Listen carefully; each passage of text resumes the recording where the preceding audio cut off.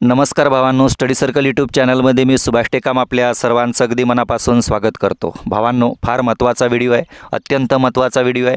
या व्हिडिओच्या माध्यमातून आपण अनुसूचित जाती, अनुसूचित जमाती अत्याचार प्रतिबंध अधिनियम 1989 ज्याला आपण ॲट्रॉसिटी ॲक्ट म्हणतो, ॲट्रॉसिटी कायदा म्हणतो, तर या ॲट्रॉसिटी कायद्यानुसार जर आपल्याला पोलीस स्टेशनमध्ये गुन्हा नोंदवायचा असेल तर कशा पद्धतीने गुन्हा नोंदवला पाहिजे आणि पोलीस स्टेशनमध्ये आपण FIR दाखल करायला गेलं तर पोलीस स्टेशनमध्ये सुद्धा कधी पोलीस स्टेशनचे जे अंमलदार असतात, जे ठाणेदार असतात, ते गुन्हा नोंदवण्यास टाळाटाळ करतात।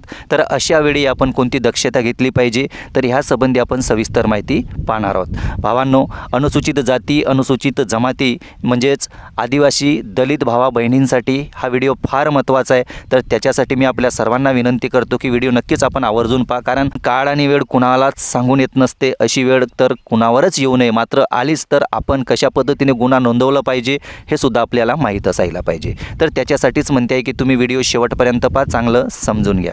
भावांनो, ॲट्रॉसिटी ॲक्टनुसार पोलीस स्टेशनमध्ये गुन्हा कशा पद्धतीने नोंदवायचं यासंबंधी आपण माहिती तर पाहणारच आहोत, मात्र त्याच्या अगोदर वास्तविकता काय, वस्तुस्थिती काय, त्यासंबंधी थोडक्यात माहिती पाहू।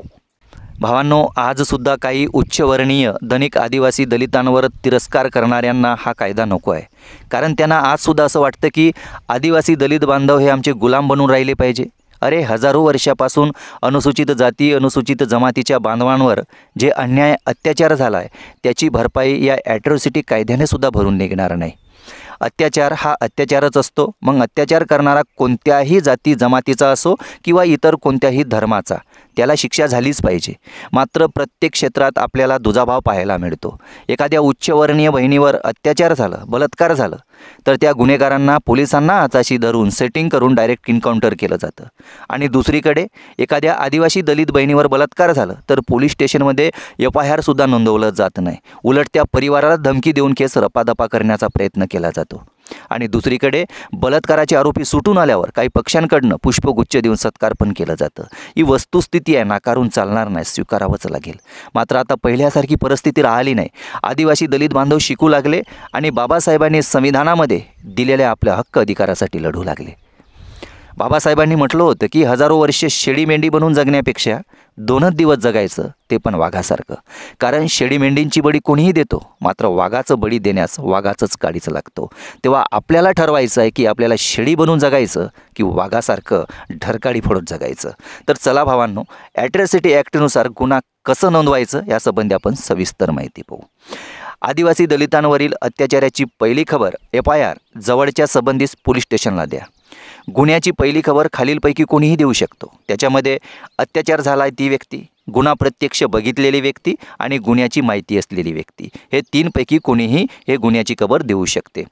गुन्ह्याची पहिली खबर शक्यतो लेखी असावी, लिहिता येत नसल्यास अन्य व्यक्तीस सांगून तिच्याकडून लिहून घ्यावी। घडलेल्या गुन्ह्याची पहिली खबर लेखी दिल्यावर गुन्ह्याच्या हकीकतीमध्ये डवळाडवळ करण्याची संधी पोलिसांना मिळत नाही।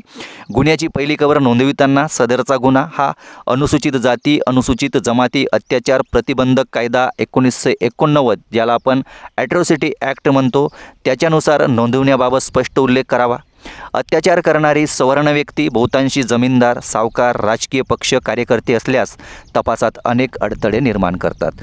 गुन्हा दाखलच होऊ नये यासाठी ते दबाव आणतात।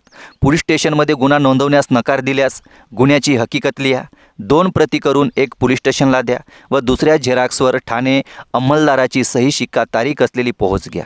गुन्ह्याच्या पहिली खबरीची नक्कल न मागताही मोफत मिळते। ही नक्कल मिळाल्यावरच पोलीस स्टेशन सोडा, तोपर्यंत पोलीस स्टेशन सोडू नका। सदर गुन्ह्याबाबतची सर्व हकीकत तात्काळ जिल्हा पोलीस अधीक्षकांना लेखी कळवा। गुन्ह्याची पहिली खबर पाठवून गुन्हा नोंदवण्याची विनंती करा। पाठपुरावा केल्यावरही गुन्ह्याची नोंद न झाल्यास आदिवासी दलितांना पोलीस स्टेशनसमोर शांततेच्या मार्गाने आपली मागणी सामूहिकपणे सत्याग्रह, धरणे, उपोषण, मोर्चा आदी लोकशाहीच्या मार्गाने रेटून धरता येते आणि रेटूनसुद्धा धरावी।